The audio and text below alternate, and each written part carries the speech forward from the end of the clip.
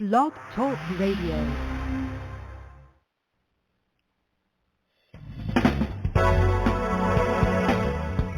Hello and welcome to Pure Hope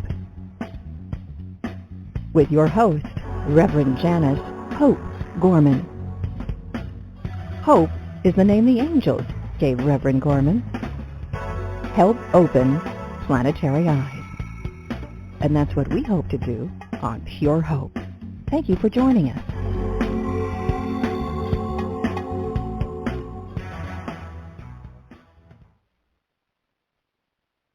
Welcome, everybody, to the Pure Hope Show for the Hope Interfaith Center. We are so grateful you are here with us today. We get the absolute honor to be interviewing with Kristine Kieland, who is an amazing woman who we admire so much. She is so loving and so pure-hearted. Kristine is not only an incredibly gifted medium, she's a spiritual healer, an animal communicator, a beautiful mama and grandmother, and she has written such an incredible book. It's called A Clear Understanding of the Unthinkable: What Those Who Have Died by Suicide Want You to Know. We are so blessed and honored to introduce Kristine. Hi, how are you? Hello, Amy. I am so pleased, really my heart just overflows to be with you and your listeners today and to be part of the Hope Interfaith Center, to be included in the beautiful work that you do. So thank you so much for giving me this time to talk with you today and to your listeners. Thank you so much for being here. Kristine does a lot of beautiful work with the Hope Interfaith Center, and every time everybody is just so moved, you can feel your pure love just flowing through if it's on Zoom or in person, and you've helped me so much in my own personal life that I just know everybody who's listening will get that gift of your love today as well. And you know what's so wonderful is that we help each other.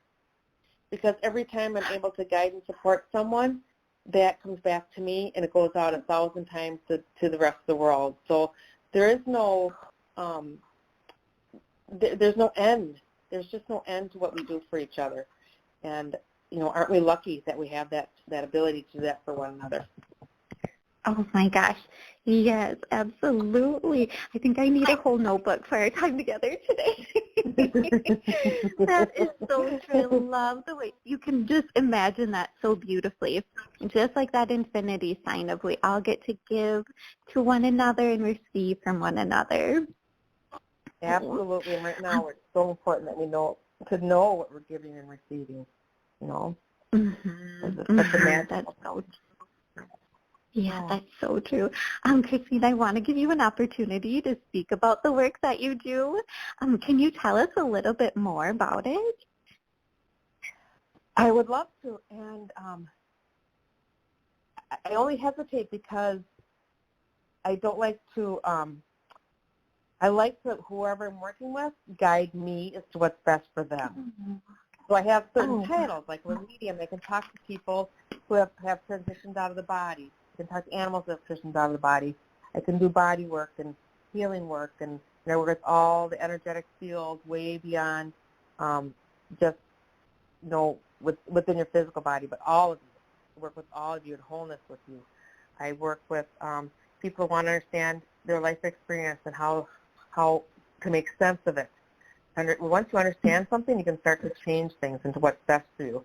A lot of healing work, a lot of emotional, people with trauma, other people that maybe don't have that degree of trauma in their life, but they know there's something more that they want to explore. So, you know, there's certain titles that maybe go with the work that I do, but really it's just how can I best support you and guide you through my highest self with my greatest pure intention of love and match you exactly where you're at and help expand you as you evolve as a soul in a physical body.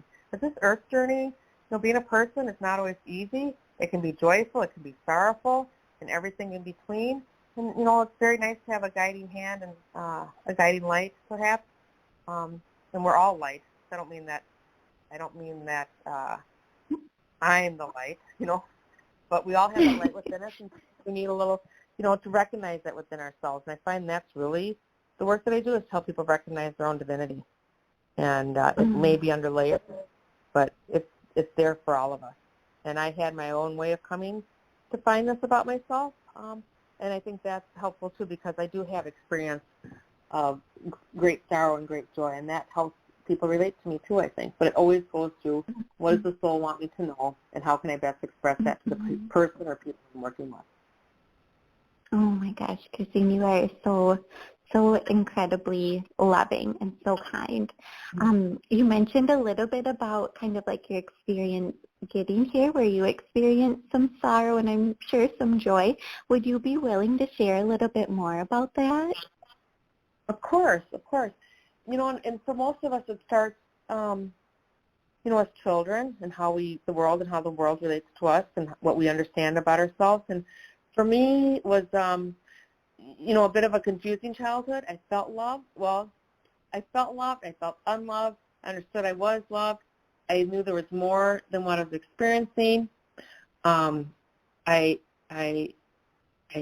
felt a lot. Didn't really know how to make sense of it. So I distanced myself I really distanced myself from myself a lot. And by that I mean, maybe people have heard the term where you kind of step out of the body a little bit, so I would lose time sometimes. I had early childhood trauma that was from like 6 months to 3 years, that created a necessity for me to really be more, I'm trying to think of the right words to say this. It necessitated, actually, it was my learning ground, was my training ground, how to connect to spirit and how to live with misunderstanding. That's probably the best way to express it. And I'm only hesitating because I'm listening even to myself in perhaps a different way. And when trauma occurs to someone, when someone's abused, it's because there's a misunderstanding from the abuser's point of view. They don't understand their own experience, and then that becomes something they project onto someone else. So my survival was to remove myself from the physical. I could go back into the spiritual, the energetic field of love, which helped me, one, remember how to communicate with spirit and how to retain my own sense of, really my own sense of physicality, how to stay physical, and how, I hope this is making sense. Yeah, it definitely is.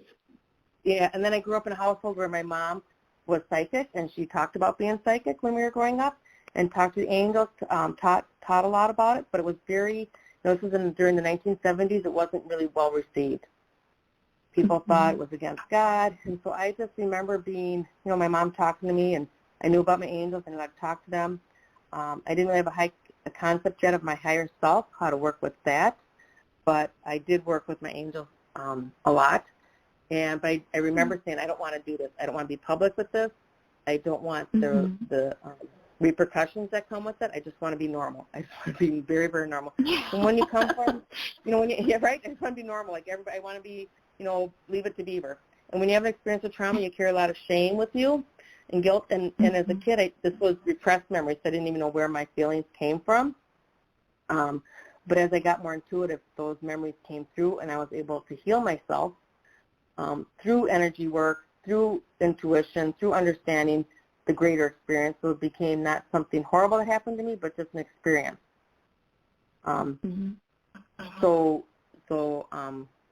Yeah, I'm I'm a lot older than 20. I'm 60 years old now, so I have had a lot of experience. I've had great love in my life. I've had people die that have been very important to me. I was diagnosed with cancer in 2009. That was really, really my where I was fully awakened, I would say. This is where I knew something was more than me, more than what I was experiencing in my life, and there was something I needed to do about it. I didn't quite know what that meant yet, but I was very open to what that possibility would be.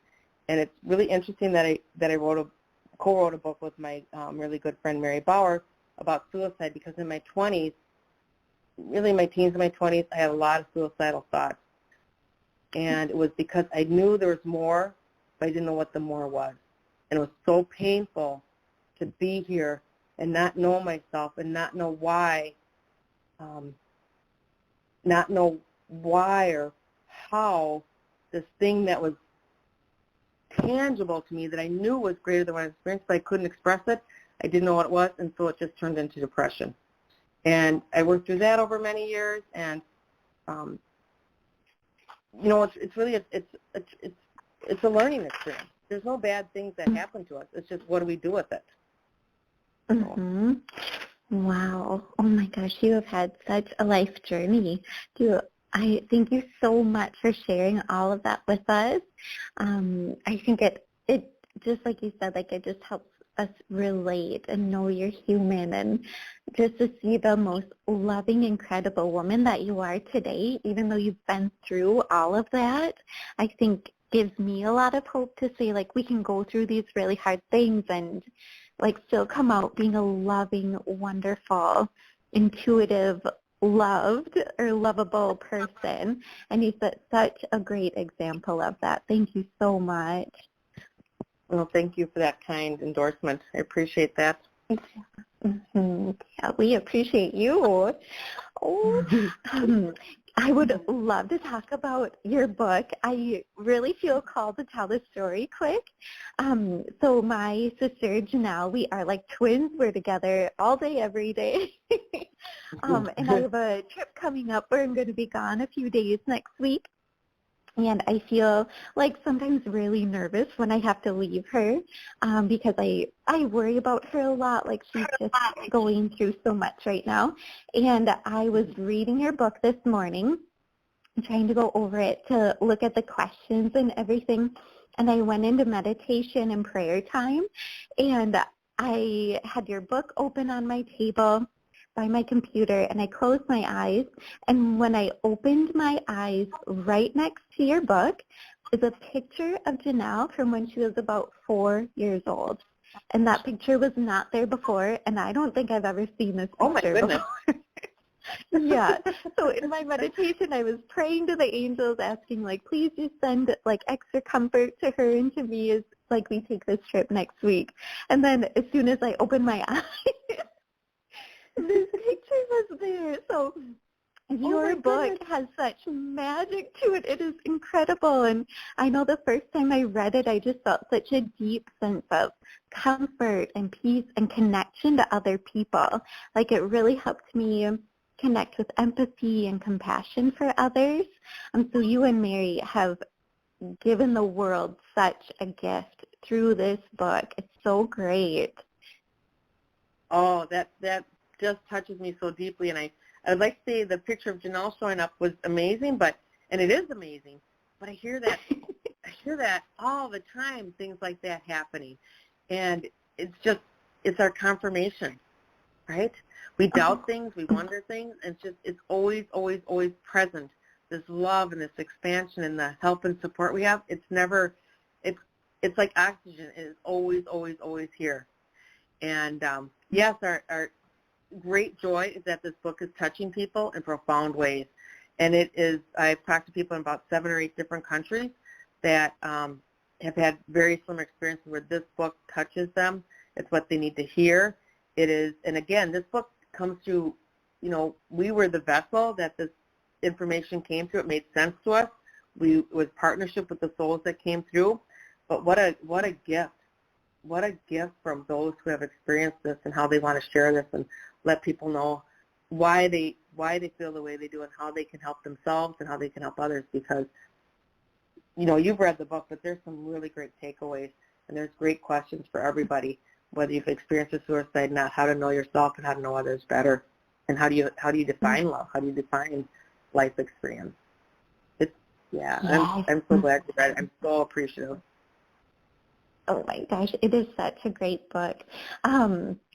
Can you maybe tell us, like, a little bit about, like, how the book came to be, and how did you choose the families or the people who you wrote about in the book?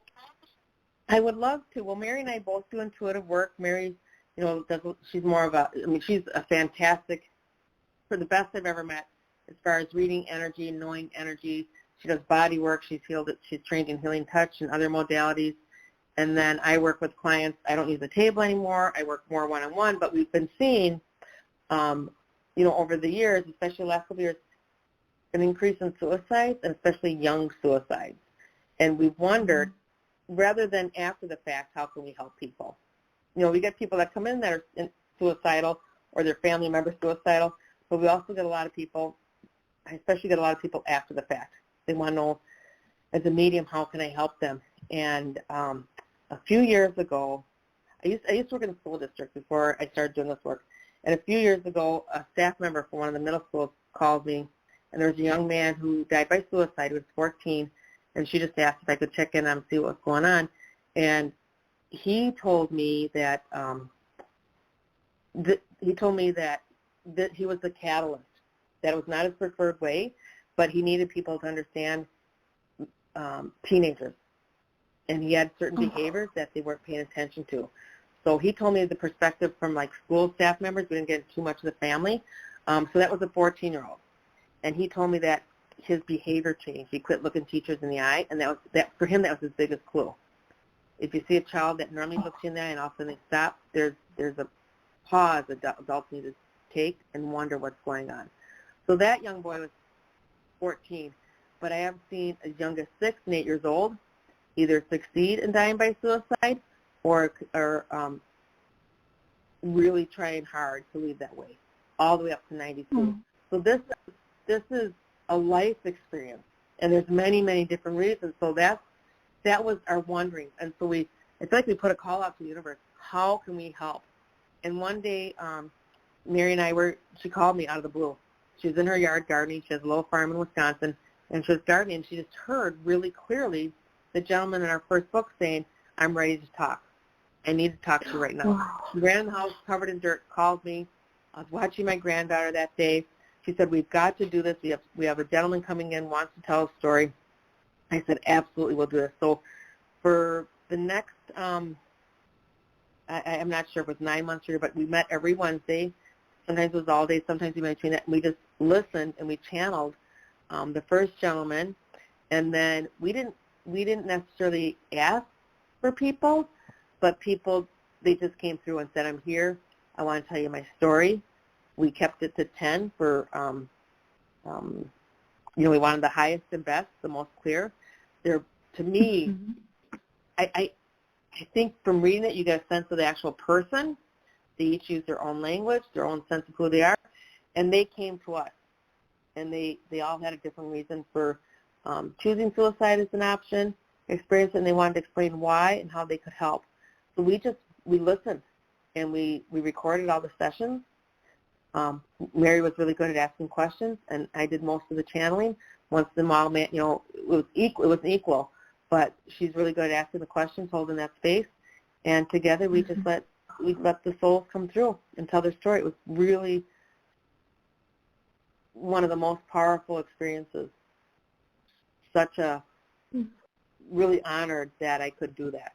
Many other people do it, but I was really honored that I could participate in this book in this way. Wow. We did that? That is yeah. So wonderful. And we did change the names of people, and we changed the town and the location where they were born. We just felt that was the most honorable and the most generous way to present that, because some of the people, we don't know who's reading it, but a lot of the family members are still alive, and we do know they're reading the book. So that's the only thing we changed. We didn't change any words or any of the experiences. And then it took time to edit the book, to edit it down so that it was readable. We created a glossary so people could understand maybe terms that weren't familiar to them. But yeah, basically we listened, we talked, we listened, and we wrote it all down. Wow. Oh my gosh. One of the things that I hear really clearly is you're talking about the families and the people who were brought through in this book is that you and Mary both have incredible integrity. And I know that seems so loudly through the work that you do too. but just your love and integrity throughout the entire process. You can feel it and you know it through your work and through your words. So I really want other people to know that as well. These are difficult topics, and one thing that came through really loud and clear, and I appreciate that too, Amy, we never, ever, ever want to cause harm or cause more distress for somebody. And what really came through in the book is none of these souls blamed anybody for their life experience or for their reason for committing suicide.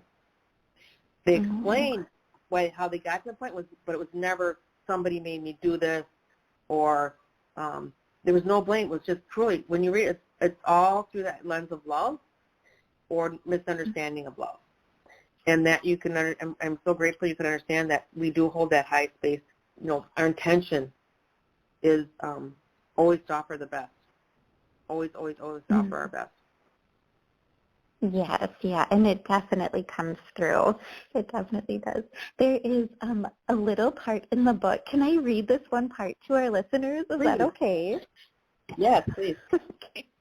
Okay. This is one of the parts of the book that I have highlighted that I read a lot. It's on page 36. And it says, choose to look at your life as a great opportunity to try lots of different feelings, thoughts, experiences, then pick the ones that feel the best and keep thinking about those. This is the first step. Decide what you want to think about and how you want to feel. You do know what feels good and what feels bad. Don't choose to feel bad. Don't let yourself get caught in a creation of yours that feels bad. You can always think differently. It's the same for everyone. It's a bit of a crutch to believe you can't think of something else. You can, but must be easy on yourself. At first, there's a lot of momentum in your habits. They call to you some day and night. Ask for what you need. Say, I need strength to think new thoughts so I feel better. Your higher self, your guides, your helpers, and they answer immediately with your best thoughts. These are put into your energy field for you to hear. It's your job to let go of the ones that you don't want to think and grab what's new. No one can do this for you. I thought that was so impactful. Yes. Oh, and every time I read that, it relates to some different moment in my life that I need to hear that. So I know this book is going to help change so many lives. But I want to ask you, do you have a favorite part of the book that you kind of keep going back to, or a favorite story? Actually, what you just read, that one I need to read once in a while too, because even though you intellectually know it, sometimes you need the reminder to go back there. And children know it. Children know how to do that. We kind of don't encourage it or don't foster that ability to find out. They know exactly what feels good and bad, and sometimes we tell them not to. So that's really important. There's a young woman in here, Joy, young teenager. And her life experience, her soul's desire was to have singular focus.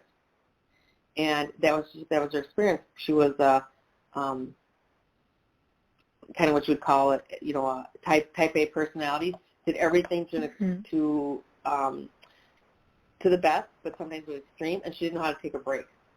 And that was really what she wanted. That story resonates with me. You know what? I'm looking through all of them, maybe they all talk to me, but what really resonates with me the most is that love is always present. You are loved no matter what. It's always available. You come from love and you return from love. And I think that's what causes the greatest pain in people, is they don't recognize that.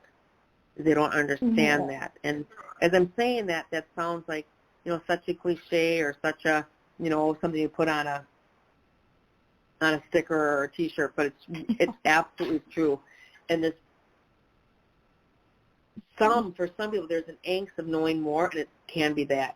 What is love? What's my definition of love? And we have different definitions of love between parents and children and spouses and friends and, siblings. So understanding what pure conscious love is, I think is my greatest takeaway. And I look at it every single day. and I do my best to make sure that that's how I'm living. But the stories, and I hope this answered your question. I kind of went off sideways. But, you know, yeah, they all speak to me. It's really what's my definition of love. That one really helps me and helps my clients the most, because so many people, you know, we're worried about one another, we're upset about one another, we don't understand why they don't listen to us or why they do life the way they do. And you know, I'm a mom and a grandma, and I know I raised my children with, you know, I hate to admit, with fear. I was so afraid that either they would experience what I experienced. I did not want them to have to go through depression or go through shame or have I didn't want to project that on them, but I also didn't want to ignore things. I also worried about them. That's a really common definition of love. I'll worry about you. That's not really love. That's really not trusting the soul, trusting the person. Of course, you have to be aware of what's going on in people's lives, but you know, and that was a running theme with a couple of the different stories, is what is love? Mm-hmm. How is love expressed? How do I know myself? And how do I project that love onto someone else? Yes, yeah.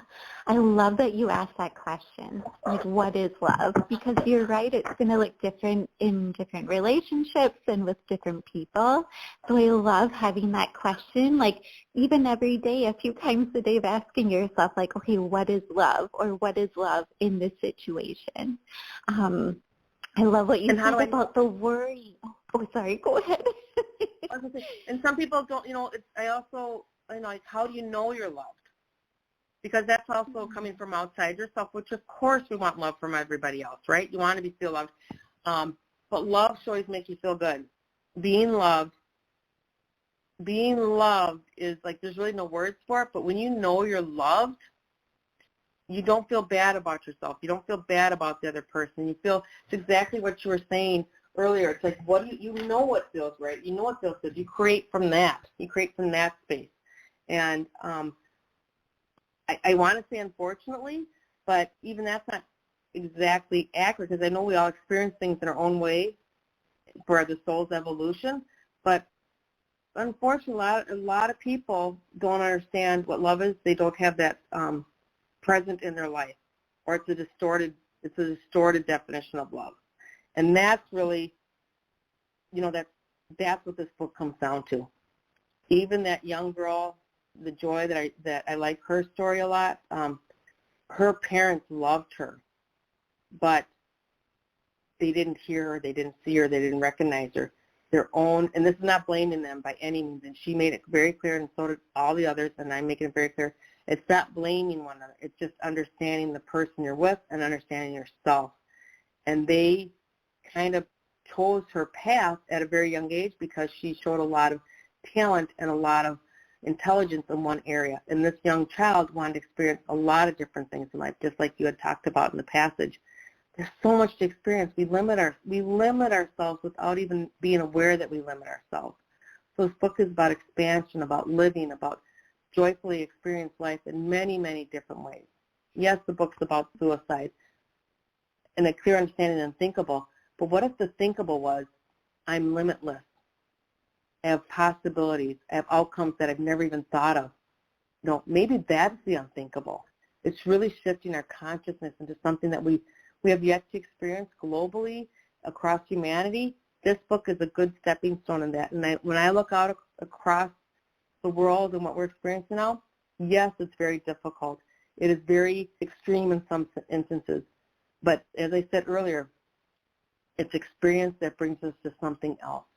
Just as I was abused as a child, which I would never want someone else to experience that, but it defined me for a while until I understood it. Having a cancer diagnosis did not scare me because it didn't define me. It gave me more information. I know, okay, there's something wrong in my body. I have information. What do I do with it? How do I create health? What's wrong with not what's wrong, what's misunderstood about myself? Why was this created in my body? Any disease is a communication with you. So when you have suicidal thoughts, you want to go into suicide, it's because it's the miscommunication with yourself. Basically, that's the bottom line. It's a miscommunication with yourself, but then extends into a miscommunication with other people. I'm not being heard, I'm not being seen, I'm not being understood. And I don't have a way to have you understand me. I don't have a way to understand myself, and this is my best option. And as I say that, that may sound horrible, especially if you experience a suicide in your life. But death is an expansion of life. And suicide is an option out of the body, just as an illness or a car accident or a heart attack or falling off the ladder. They are perceived differently, and we receive that information differently. And Spirit told me a long time ago, there are many traumatic events, but there are no tragedies. And I say that with the hesitation, because if you're a parent or spouse or a child or a friend of someone who's died by suicide, of course it's a tragedy. I don't undermine that at all. I will never tell you or even try to pretend I know what your experience is like. When you can start to see why the soul chose it, what's the benefit to the soul, and what's the benefit to the other people who are surviving and still living through the suicide, that helps tremendously because you start to see the bigger picture and you don't have that limited view. When you understand what the soul, that's why I think this book is so important, because it gives you the broader perspective. It gives you a bigger picture. It gives you more information. Information is always, always helpful. What do I do with that information? That's up to me. It's up to me to not, you know what, and you do get, you get stuck in a shock bubble, you get stuck in trauma, it's like you can't move, you can't breathe, you can't think when this happens to you. But eventually you are given lots of support and love for many, many different areas so that you can, even if it's just to let your breath out and you take a couple of steps, you start to see the wisdom, the value of the experience. And I hesitate saying that because if you're somebody listening who's had a loved one die by suicide, that can seem cruel. I don't mean to sound cruel, but I do mean to encourage you to read this book or something else that you're drawn to, because there's, as Amy has said, this book is helpful. It really, really helps people. I talked to a couple in England, and they had just read the book, and they went for a walk at their local soccer field or football field, and they came across a friend that they hadn't seen for a few years, and the friend told them that their father-in-law had just died by suicide like 2 days before. They gave him the book. They gave this book to the mother-in-law. It was so helpful. Of course they're grieving. Of course it's, you retain what you can, but they've read it multiple times. It's helped a lot because it takes away. Once it takes, it does help.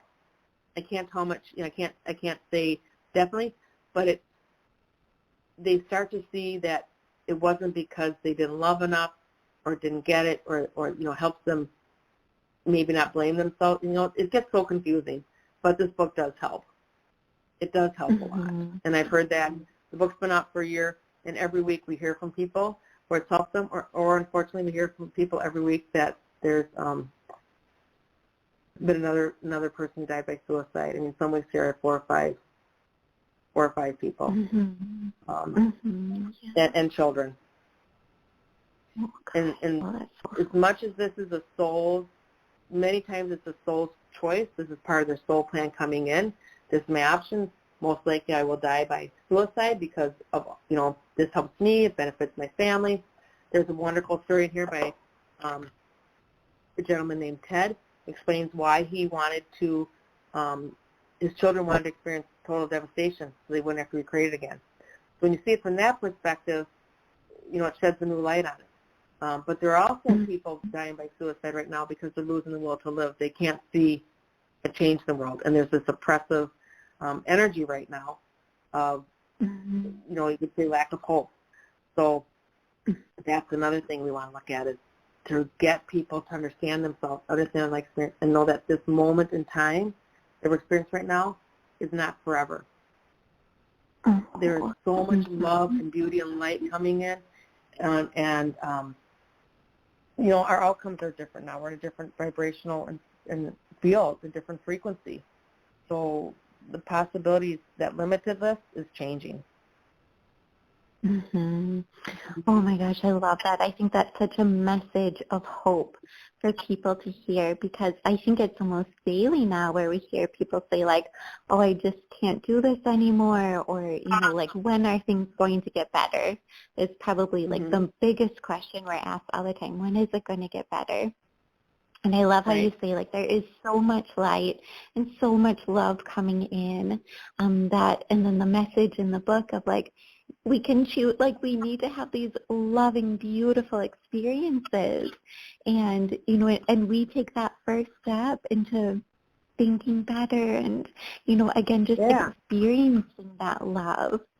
One question I have for you is, so we talk about, like, when you get that diagnosis or when that death that's very close to you happens, and how you said, like, we're kind of in shock, or we're in that place of maybe not being able to read a book yet or even take anyone's words of love yet. But what do you think, either from your own experience or when you get to help others in front of you, what do you think would be the most helpful, or what would you help someone with to kind of gently guide them out of that place to be able to feel that light again? Honestly, touch. Mm-hmm. Touch is so important. And if because I work with couples where a child has died, family members, friends, part of our normal way is to maybe go away from the pain. I encourage others to go into the pain, not to stay there, but it's like breaking, when you see that layer of ice over snow, once you step in it, it breaks. So if you step into the pain in your best way, maybe you're saying, I don't know what you're going through, I have no idea to help you, but can I hug you? Can I sit with you? Can I hold your hand? Can I get you a cup of tea? Family members need to do their best to, and this is hard because it goes into blame thing, but touch is really important. That's the first thing that comes to mind. And let them know that you will. It's a lot of listening. People are looking for answers. Mary and I had a couple weeks ago that reached out to us. We did a session with them. Their son died by suicide, I think 3 weeks previously. And they had read the book, and we knew, working with them, they weren't going to be able to hear everything, just because you can't. You're in a fog. You're in shock. It's like, but I do trust, and I want other people to trust. You hear what's best for you in the moment. You see what's best for you in the moment. And open yourself up, and with, if you're a person who experienced a death by suicide, do your best to open yourself up, that whatever I need to hear, see, understand, be present in my life, ask that be brought to me now. And it can be brought to you through a funeral director who helps you in the best way. It can be brought to you by the person in the grocery store when you're in a fog and you're buying groceries. You don't even know, your cart's empty, you thought you did grocery shopping and you didn't, and you get to the counter, there's nothing there. It could be the person who's trying to check you out. It's like we have such a deep connection between one another, and we have a natural ability to heal without even knowing that's what we're doing. If you see a child, here's a good way to think of that. If you see a toddler, see someone in distress, most child, almost 100% of them will walk over and give you a pat on the back or kiss you or hug you, or they know without words that they can help and assist. So as we go through our daily life, there are others out there on a soul level. They may not even, it can be the lady at the checkout counter that's offering that healing, that allows you to be in that space. But it's really, physically, what do? You show up for each other. You just show up. You say, I don't know this, I don't have this experience. And we have a lot of, I see this a lot, and I see it through all types of deaths and through all types of illness. People will say, let me know I can help you. That's an empty promise. And I don't mean it unkindly, but that person doesn't know how to reach out to you. Don't say it unless you mean it. And if you mean it, you show up with a bag of groceries, you show up, you do their laundry, you show up and go in their house and say, I'm here for 2 seconds, I'm going to give you a hug, and I'm going to leave. I'm going to do what's best for you. I'm going to work through my uncomfortableness. And that's your expansion. The person who didn't experience, your expansion is to show up for the other person and do it in your best way. And if you can't, that's okay too. But that's even more isolating for people to say, reach out to me, and then because then it feels like your obligation's done, and that's more isolating, more painful. Yeah, that's so true. I think that is such huge advice, like for, because, a lot of us, like I know in our family, all of us women are natural caregivers, but, some people are not. So I know that advice, like showing up for other people, that physical touch, that sitting with them and listening, that is incredibly helpful. Yeah, and you may not, like you said, you may not be the caregiver. You may not be the person, like you may not be comfortable with that. People aren't comfortable with emotion. They don't know what to do. But you can send a card. You can send, just send your thought. My thought is, from my deepest part of my soul, from the part of me that understands how to support you and love you, I'm doing that telepathically. I'm doing that heart to heart. Because we all have different life experiences, and not everybody's able to show up with a bag of groceries or sit in someone's living room when they've experienced a trauma like this. And that's okay. That's about knowing yourself. What's my best? I'm going to give my best, and sometimes it's soul to soul. Like we talked about the lady in the grocery store, that's soul to soul. I recognize you. I recognize you need love and support, and I maybe do it through my eyes. I'm not even aware I'm doing it, but I'm offering you support. So it's so important, I'm glad you said it, knowing who we are, how we best operate, but please don't shy away from uncomfortableness. Growth comes from being uncomfortable. And sometimes growth comes from tragedy, or trauma. Yes, that is so true. Lean into that uncomfortableness. Oh my gosh. And the way that you say like that, oh, sorry, go ahead.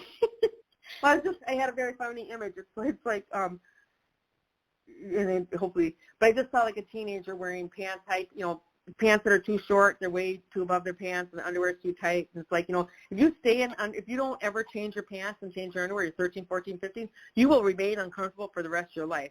So get the bigger pair of pants, buy the underwear that fits. It's like, expansion is not always pleasant, but it is necessary. And it becomes, if I get a new pair of pants when I grow them, well, look at the opportunities. I can wear exactly what I want. So, it's just the image I saw. But growth is don't remain uncomfortable. Stay as long as it's necessary, and then reach out. Yeah, that's so good. I think everyone can relate to that, right? Oh. So cute. Maybe we've all had tight underwear. I don't know, but yeah. I don't know.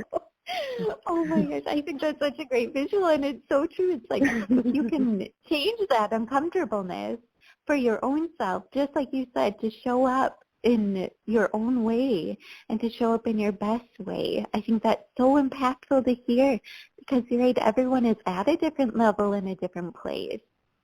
And that brings such grace to it. Absolutely. And I encourage people not to isolate yourself. Whatever you're going through, whether it's the death of a suicide or a divorce or job loss or friendship loss or a diagnosis, change of whatever it is, some people, they just want to isolate. Do your best not to isolate. And going back to the passage Amy mentioned earlier, you know what feels good. So if you reach out to someone that doesn't feel good, they're not getting you, don't give up. Find someone else. Find someone that you know, someone you don't know. I've had people have, when I was a kid, people just always talked to me. Always. I felt like I had a side of my head. A stranger on the bus would end up talking to me, and I didn't know what I was doing at the time, but I always gave good advice. I know I was tapping into their soul and what they most needed to hear. Sometimes it is a stranger. Sometimes it isn't. Don't limit who you reach out to, but don't give up. There is someone out there who will hear you, support you, and guide you, and love you in your best way to help you through this trauma, whatever that trauma may be for you. Mm-hmm, mm-hmm. Do you think, like, when we pray or when we say it out loud to the universe, or even in our thoughts of, like, please send me support or send me angels or guides, or just help me get out of this, do you feel like most of the time it shows up as other people in our lives, whether expected or unexpected? I think it shows up in multiple ways. It shows up with people a lot. It shows up in music. It shows up in maybe you just get calm. And it's about in asking, allow me to accept my highest and best help in my highest and best way. That whatever part of me likes to reject help, that's overridden, but that I can see clearly. I hear that song from Johnny Nash. I can I can see clearly now. But that would, because we will continue to have things brought to us. You ask for help, but then do we receive it? Because a lot of people don't receive it. They ask for it, and then they don't receive it. And I saw on your page today, Amy, you were in the airport and you saw an angel book. Like, that shows up like that. It absolutely is people. Absolutely is people.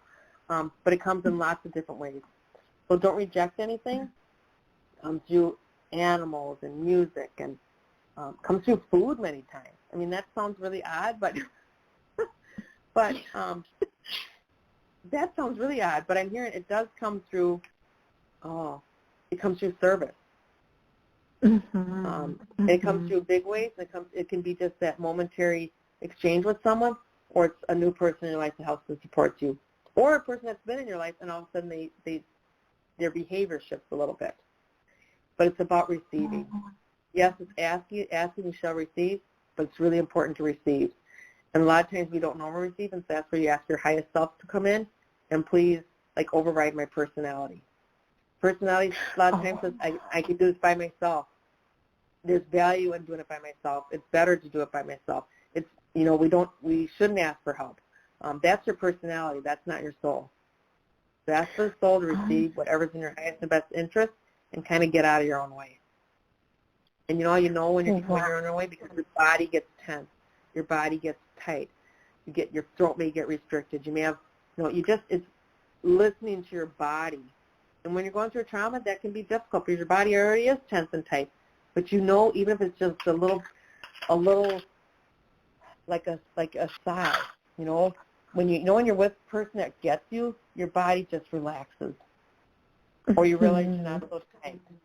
I was with a gentleman the other week, and he was an experience, something he has done his whole life, and he walked away from it. He says, you know what, that's the first time I wasn't anxious through that hour-long thing I had to go through. And I thought, that's great awareness. That's what you're looking for. That's accepting yourself and accepting Spirit's help from your angels and your guides and everybody else that helps. It's just knowing. It's again, this whole book and everything we talk about, it's about knowing yourself. We know things that aren't true about ourselves. We're told don't accept help. It's not, don't ask for help. That's not really accurate. Why would we accept, it's like someone sending you a bouquet of flowers and saying, oh, they're lovely, I love them, but, no, please don't, they're not for me, send them away. That's what you do when you ask for help from angels and guides and yourself. It's kind of insulting, actually, but that's not how Spirit sees of it, They will just keep coming and showing, and your highest self is always available, your angels, your guides, everybody, they're, the universe is always here for you, always, always, always, always. Doesn't matter how many times you turn your back on it. That is so incredible to learn, and I know I needed to hear that, and I'm sure everyone listening will go, oh yeah, I needed to hear that too. And one other thing I wanted to mention, you had mentioned earlier, is we do know what feels good. So even if you've had a life experience that's been pretty, it's been a lot of what we'd call more bad than good, or going through, the death of a suicide, in your physical body, in your memory, in your soul body, you have a memory of being calm, of being perhaps happy, or just being connected to yourself somewhere in there. And that's why I always tell people, put your hand on your heart. It's like your memory bank. It's your library. There's a part of me that remembers where I had a good connection to myself, or maybe the person who passed. I remember all of this. So when we can't find our way, touch your body and ask for that highest and best of yourself the highest, the most loving memory to be present with you right now. Touch my heart, touch my hand on my belly, whatever makes sense. You know where placing your hands on your body feels the best, and not even everybody's comfortable placing their hands on their body. That feels weird to them too. I encourage you to let yourself experience that, and you will be surprised what shows up for you. Mm-hmm. You will be surprised how your body just shifts and changes, and then other things are allowed to come in. Wow. How often do you recommend doing that? 1,000 times a day if you need to. Literally. Okay. Yeah. But I would say start in the morning. A good thing is do it when you wake up in the morning, and do it at every meal. But if you feel yourself getting anxious, or you feel, and I'm not telling people not to feel their life. I'm not saying don't feel the emotion, or don't, I'm not telling you to be a zombie. But it's centering yourself. Mm. It's just taking a pause. So when you start to listen to your body, you recognize, oh, you know what, in 10 minutes, I recognize I've been having anxiety or sadness creeping in for the last 10 minutes. I'm recognizing it now, so maybe I'll catch it at 8 minutes. Maybe I'll catch it at 11 when it's already present. But I'm recognizing that though. So when you just feel off balance, off center, when you feel like you can't go on, literally when you feel like I can't do this life anymore, especially when you experience suicide, because many people have experienced a suicide, they don't want to live either. Mm-hmm. They lose that desire. Go right back to center. And whatever words make sense to you, I'm bringing God, bringing the universe, bringing source, bringing your love, bringing whatever that is, but you touch yourself in your heart. And it may be a fleeting, I want you to understand, it may be a fleeting half a second that you feel better. And that's okay. For some people, it may feel better for the rest of the day. But even if it's half a second, the more you do that, it becomes a second, it becomes 30 seconds, it becomes more. And then you can navigate life a little bit better. And you can start to understand the experience. And there's a lot of forgiveness involved. I forgive myself with love for what I understood and what I didn't understand. I forgive myself with love where I missed the mark. Right? And that's including yourself and everybody else. So there's a lot of tools and techniques. There's a lot of, wisdom to be shared, but start with yourself. Just start with touching your heart. Allow yourself that peace and grace to come through. And grace always comes through when you touch your heart. And grace clears the field. Gets rid of all this distortion. Mm-hmm. Oh my gosh, Kristine, that is so beautiful and so powerful. I think that is life-changing. What a tool to have to be able to do that. Thank you so much for sharing that with us. You're welcome. It's such a Thank you. pleasure to be with you today, Amy, and with your listeners. Oh my gosh. You too.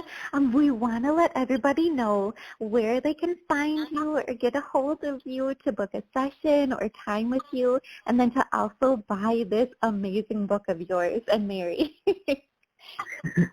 Thank you. Well, the book's on Amazon. It's A Clear Understanding of the Unthinkable. You can look at the reviews. You can look at, you can read a little bit of the pages. You can read a little bit about me and Mary. Amazon, I believe it's also on Apple and I should know this. There's a couple other platforms. At the moment, it's escaping me where they're at. We're Smart. That's not the name. Smart Books or something. I don't remember the name. Sorry about that. Goodreads, I think, has something in there, but you can buy it through Amazon. Okay. You can order it through Barnes & Noble. They have to order a copy for you.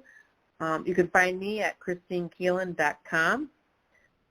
And you can book a session through there. You can learn more about me. You can also send an email. There's a contact page on my website.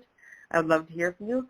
I also have a Facebook page and Instagram, Kristine Kieland, but really getting through my website's the easiest. Okay. Oh, thank you so much. I feel like today changed my life for the better. I'm so grateful for you, Kristine, and all of your love that you share, not only with us here at the Hope Interfaith Center, but everyone throughout the world. Your purpose is really, really big, and I think it is to just help others feel loved and to know that they are just love in human form. Well, thank you. If I get one person to understand that they're loved, my day is complete, right? So thank you. Thank you, thank you. Mm-hmm. Yeah. Thank you so much for being here with us today. And on behalf of the Hope Interfaith Center, we are so grateful for you, Kristine, and for everyone tuning in. And we will see everybody next month. And we are so grateful, Kristine. Thank you. Thank you, everyone. Thank you. Have a wonderful rest of your day, everybody. Thank you for tuning in to Pure Hope by Reverend Janice Hope Gorman. And until next time, remember that true greatness consists in being great in the little things. Be kind, be gentle, be loving, be true.